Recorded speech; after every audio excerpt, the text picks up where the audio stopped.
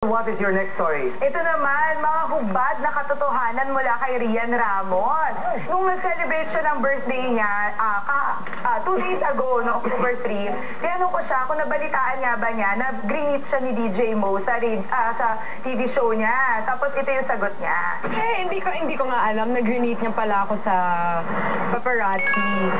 Pero wala naman siyang binigay sa akin na fishballs. Baka ihahabol niya pa lang kung nakatikim ako ng fishballs mamaya. Baka next time ma-update ko kayo.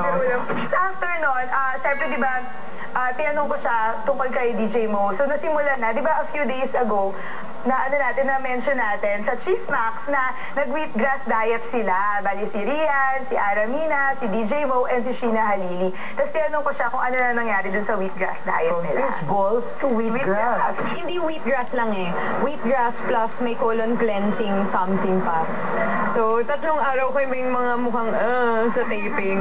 Hindi ka talaga nagugutom kasi talagang meal replacement yung iniinom. Yun nga lang, ang mahirap, nakakainggit talaga lahat ng tao kasi kumakain sila sa harap mo. Si Mo, wala, gusto niya lang din mag-lose ng weight kasi matagal niya naman ding dream yun.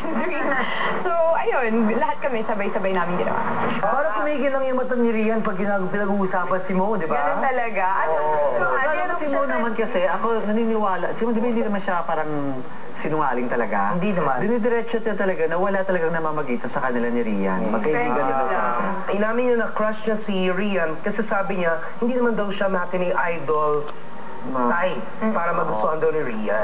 That's so humble, Pero di ba na-intriga nga si Rian ngayon at saka si Aljur na pinapag-react nga si Mo doon. Ayaw naman ni Mo mag-react kasi sabi niya, magkaibigan na talaga sila ni Rian. Tsaka magkaibigan sila ni Aljur. Actually, meron din nga sa kanyang surprise gift eh.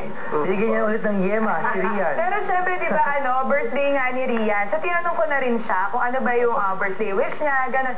Tapos, isa sa mga plans niya for the following year ay mag-move out na, mag-solo na.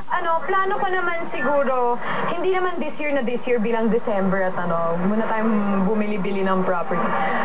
May bago akong endorsement, Nuvoland, sa Fort, meron sila sa Eastwood, meron sa Fort. Tapos dun sa Fort ko balak lumipat next year. Parang for her, medyo hati yung puso niya kasi as much as gusto niyang nasa bahay lang ako, at the same time, naiintindihan niya na ang layo-layo ng binabiyahe ko pagka uuwi pa ako ng Alabang. Max ba, ikaw pa rin ba ngayon? Oo, 5 years na ako mag-isa nakatira. Kasama mo si Sab? Hindi. Hindi na. Minsan lang sila natutulog. Di ba yun ang sukatan sa mga artista na kapag nakapagpundar na sila, may sa sarilang bahay, nagsusolo sila, di ba? Kailangan din talaga matuto to be independent, especially in this line of work. Kasi pag palagi kang nakaasa na lang kung kani-kanino, paano na, di ba? Pero Max, hindi naman ibig sabihin na prodigal kang anak sa magulang mo, di ba? Pagka nag-solo Sa ka. Prodigy. Yeah. Mr. E, ano tingin mo? Meron ba talagang namamagitan between DJ Mo and Rian Ramos?